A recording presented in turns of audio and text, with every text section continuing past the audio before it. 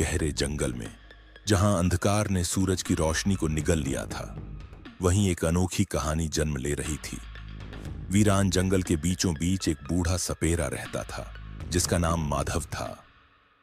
वह अपनी बीन के सुरों से सांपों को वश में करने में माहिर था, लेकिन उसके पास एक अद्भुत इच्छाधारी नाग था, जिसे वह वर्षों से पाल रहा था।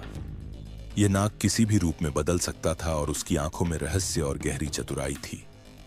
एक रात जब माधव जंगल की यात्रा से लौट रहा था, उसने महसूस किया कि उसके सांप की हरकतें कुछ अजीब हो रही हैं। वह बेचैन था, मानो किसी बड़ी आपदा का पूर्वाभास कर रहा हो। तभी एक ठंडी हवा चली और अचानक एक भयानक हंसी जंगल में गूंज उठी। चुड़ैल आ चुकी थी। यह चुड़ैल, जिसका नाम कालवती था, सालों से जंगल में छिपी थी। उसकी शक्ति अकल्पनीय थी और उसे इच्छाधारी सांप की शक्ति चाहिए थी ताकि वह अमृतत्व प्राप्त कर सके।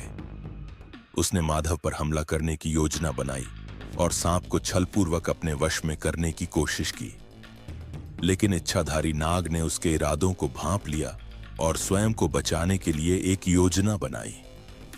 कालवती जैसे ही नाग को पकड़ने लगी, अचानक जंगल में एक रहस्यमयी परिवर्तन हुआ। हवा रुक गई, पेड़ कांप उठे और चारों ओर एक अजीब प्रकाश फैल गया। इच्छाधारी नाग ने अपने असली स्वरूप में आकर कालवती से कहा, तू मेरे पीछे पड़ी है, लेकिन तुझे नहीं पता कि मेरी शक्ति का असली स्रोत क्या है। चुड़ैल हंसी, बोल, मुझे तेरी शक्ति चाहिए। सांप मुस्कुराया और बोला, मेरी शक्ति मुझ में नहीं बल्कि मेरे कर्मों में है। अगर तू वाकई अमृतत्व चाहती है तो अपने कर्म सुधार। कालवती हतप्रभ रह गई। पहली बार उसे लगा कि उसने जीवन भर गलत राह अपनाई थी। उसने सांप को मुक्त किया और जंगल में कहीं खो गई। माधव ने अपने सांप को देखा, जो अब फिर से शांत था।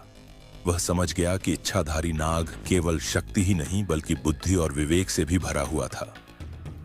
कहानी यहीं समाप्त नहीं हुई। कुछ वर्षों बाद लोगों ने सुना कि जंगल में एक रहस्यमयी महिला, जो कभी चुड़ैल थी, अब लोगों की मदद करने लगी थी। शायद इच्छाधारी सांप ने सच में उसे बदल दिया था। अंत, यह कहानी सिर्फ इच्छाधारी नाग और चुड़ैल की नहीं, बल्कि यह समझने की है कि वास्तविक शक्ति बाहरी नहीं बल्कि भीतर की होती है। और भी अच्छी कहानी सुनने के लिए वीडियो को लाइक करें, चैनल को सब्सक्राइब करें।